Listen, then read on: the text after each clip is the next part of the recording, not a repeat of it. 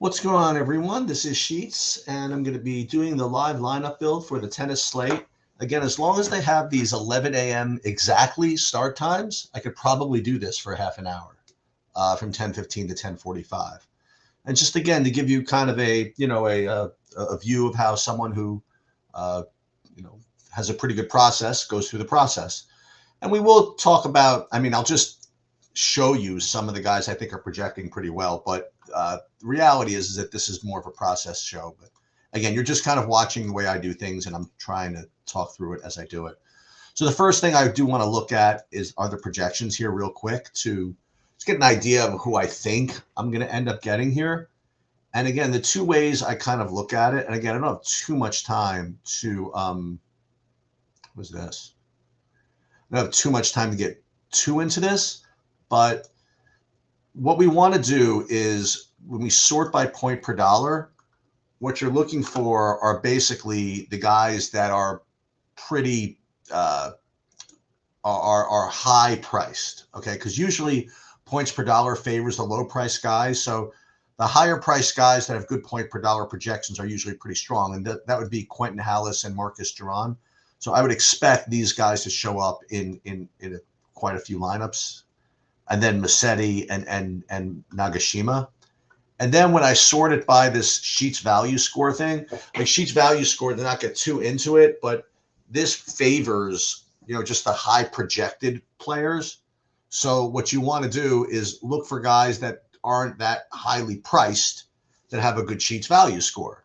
So then once again, you're getting the Musetti, Giron, Hallis, and Nagashima. So no matter how do you slice it, these four guys, girls, these four players are the best plays. Okay, like if you had to know who the best plays are, who you want to start your low risk contest with, this to me is clearly what you're supposed to do. You play Nagashima, Musetti, Giron, and Hallis to kind of start off. But again, I like to use SaberSim to kind of help me put the right lineups into the right contests. And the other thing that I'm going to do in this video is use the Paydirt portfolio manager tool to help manage dupes, because I find that it does a pretty good job of that. So first step, again, is we want to upload our contests that we're playing to SaberSim. And very simply, you hit the upload entries button, or if you don't want to do it that way, you can hit this button right here. And then we'll download it straight from DraftKings. And then you'll click here, you'll upload it straight to your SaberSim, no matter where you're getting it, either from TrueDFS or externally. And it comes right in there. And you'll see that it will fill in the three contests that we're playing. 50 entries in the line painter, 1 in the breakpoint, 1 in the king of the baseline qualifier. And it fills in the field lineups that it's going to use to simulate your lineups against. And you could click through this and see what that looks like. But we're going to have the option of changing this after we upload our own ownership projections. And we are going to take advantage of that opportunity. So let's go to one of these build tabs here. And what we're going to do is we're going to actually upload my own projections here. And again, if you have your own, this is the procedure. You just find the file and then upload it straight to here. Make sure it's templated properly. And you don't have to do that. You could use the SaberSim projections. You could use your own. You could use TrueDFS projections or Goldies. I mean, depending on what interface you have, depends on what projections you have access to. Like if you're watching this through Run Pure, you'll have the Run Pure tabs. If you're watching through ShipNation, you'll have the ShipNation projections. Whatever, whichever projections you pick, that's obviously going to drive your builds here. So what we're going to do is we're going to upload the custom projections, and we're going to click on this automatically create custom fields from ownership button. And what that's going to do, as it fills in, you see these projections with my own, is what this is going to do. We don't have to do 20,000 lineups. We could do even 5,000.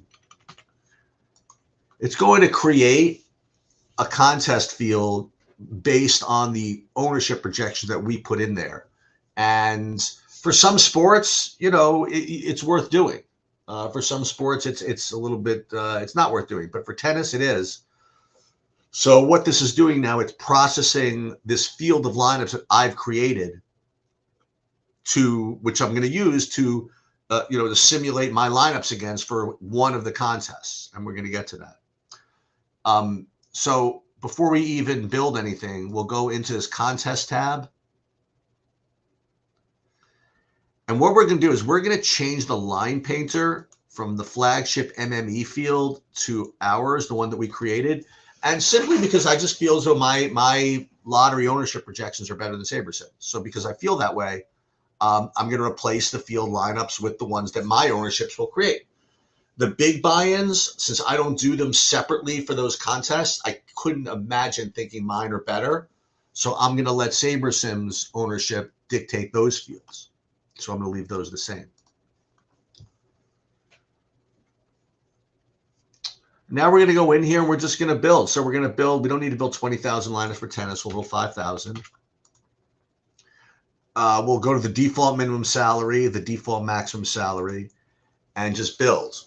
And what it's going to do, okay, probably in order, well, it's probably going to give me the opportunity to hit the sim button. But what we're going to be doing is building 5,000 lineups that, on their own are probably pretty good. And then we're going to use the contest sims to try to tailor the specific lineups that belong in these specific contests. And if this seems familiar, it's because this is really the same process I use for all the sports. All right, one thing that has to change here is in templates, we have to put one group per contest here. Ooh, because we're not even in the right mode. We're in the regular classic view.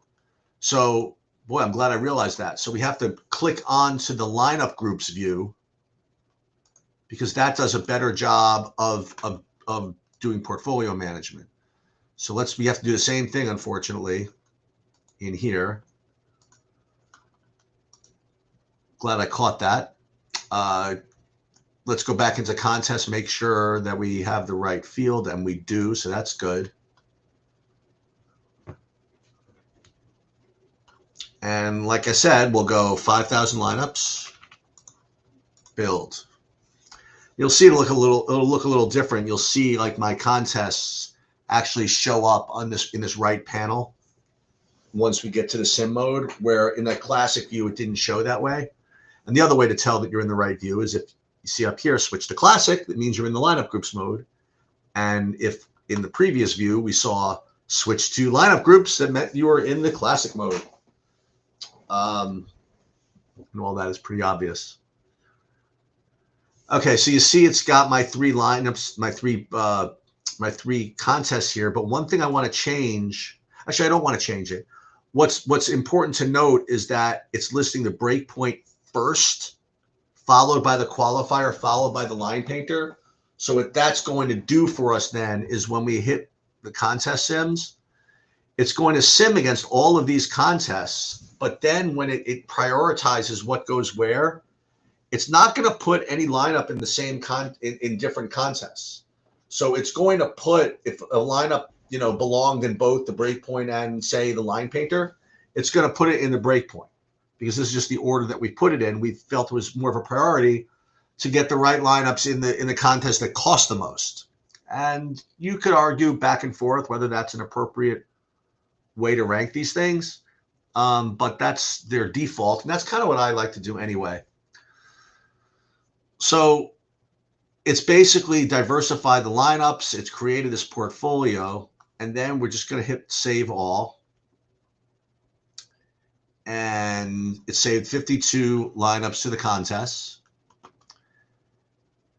And then we'll download them, and then we'll come back and see who we ended up with. Because we're not exactly done yet.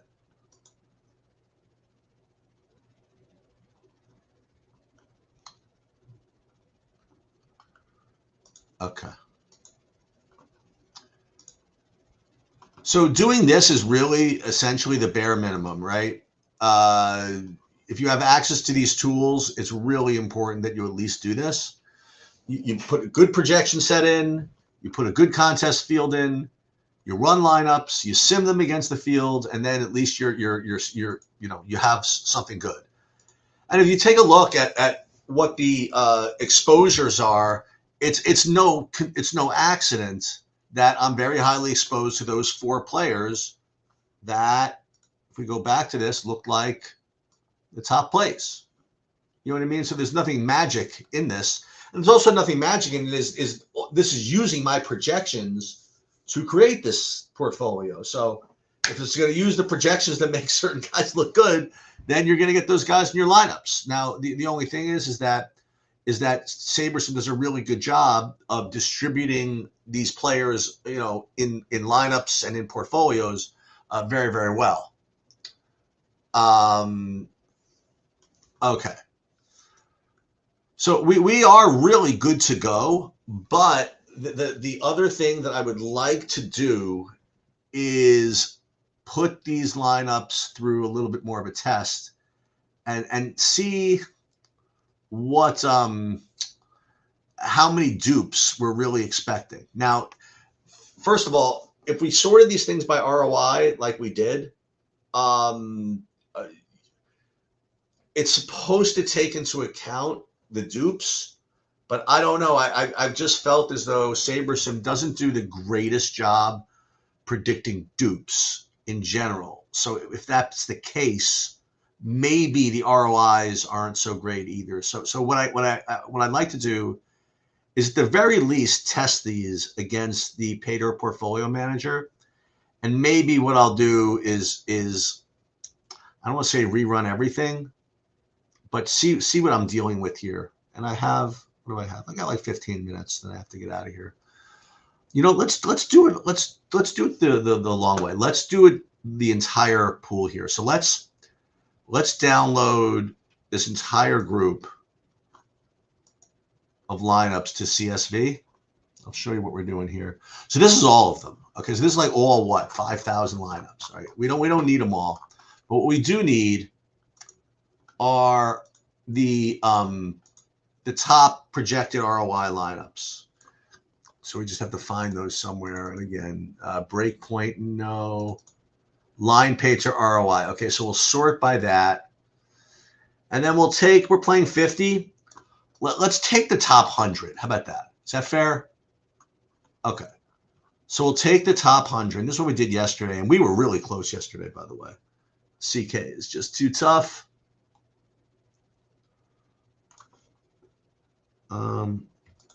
Here.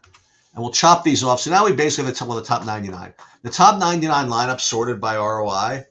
And I just want to run these through the Paydirt Portfolio Manager and just make sure that we're dealing with, low dupe or no dupe lineups. In an 18 match slate, you really should be shooting for max uniqueness.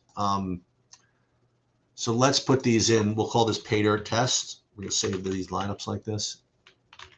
Now, again, I went a little bit too fast here just because I don't have too much time. But you see what I did? I cut off all these other columns. And that's so that Paydirt can read this a little bit better. So let's go into the Paydirt Portfolio Manager. And James would be so proud of me of how fast I can go through this now. I struggled for so many weeks. I think I got this down to a science now. So first thing we have to do, and this is in order. Okay, well, actually, you don't really need to put tennis in here, but you do it anyway. And the first thing we have to do is put the salary file in. And I already downloaded them right here from DraftKings. And with this, oops, no, hold on. I think I took the wrong file. See, almost had it down to a science, right? So this is what we want. DK salaries. All right, good. So it's got all the salaries and it's got these names and IDs, and this is just, Paydirt code to make sure that names match. And then we have to put our projection files up here, and I created my own that conform to the template. So I'm going to put it in here. These are my projections, median and ownership. And then what we're going to do is we are going to put those 100 lineups into the analyzer here. And it was called Paydirt test. And this is how you get started. And then you hit manage portfolio. And it lists all 100 of these things, and then it allows you to do all kinds of funny stuff to it. For this video, I'm just going to use it to check out dupes, but there's a lot of things you could do with trimming and things like that. But let's just look at the portfolio with respect to dupes. So this is actually really encouraging. I mean, there are only a couple of lineups that are more than 5 dupes. So there's a couple of things I could do with this information. We did it one way yesterday, and now I have to decide whether I want to do it the same way today. What we did yesterday was basically ignored the diversified portfolio that we created and just took 50 lineups that we were predicting no dupes for. And where that it benefits, because we're really trying to be a stickler for uniqueness. The only problem with that is it did lose the portfolio diversification aspect of it, because the 50 that I have going in right now, they all kind of know what each other is doing, and while it's possible that maybe those lineups have, this one in it, for example, the one which is predicted for 6 lineups, I think that there's a certain benefit to just letting it sit and not deleting it just because we're predicting it to be 6 dupes. Because this lineup, if the portfolio diversification tool is doing what it purports to, it's not just analyzing this lineup on its own. It's analyzing it as it works with other lineups in the set. I still am kind of suspicious that actually is what it does. Yeah.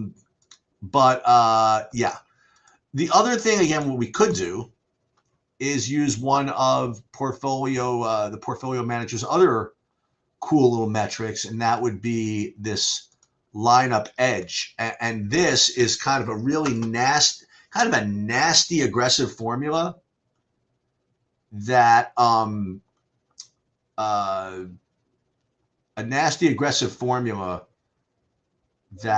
where'd it go? Hold on. Go back a second. That really weights low-owned lineups. So here, if I were going to do this and sort by lineup edge, I would really be, let's put this, I'd be very disappointed if I didn't get 50 unique lineups. So you know what, just for vibes, you know what I mean? Just for the fun, that's what I am going to do today. I'm going to flex the pay dirt ranking system here, and I'm going to put my money where my mouth is, and I'm going to get rid of the portfolio diversification aspect of this. I'm going to get rid of just the raw dupe calculation and just go with just the best lineup edges of these 100, the top 50, and you'll see that they are going to be rated for low dupes anyway. And we're just going to blast these. So let's take the top 51 lineups here. Okay. And again, I have no idea who I have, really. And then we'll go here.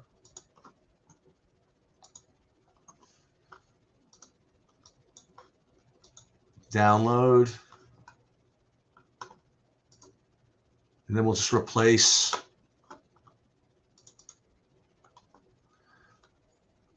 once I can launch the Excel spreadsheet, of course. Yep, there it is. And then boom, save, and we're good to go.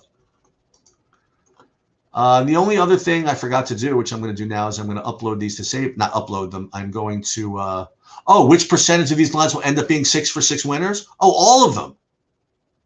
See, you didn't see that. I put in my it's kind of a hidden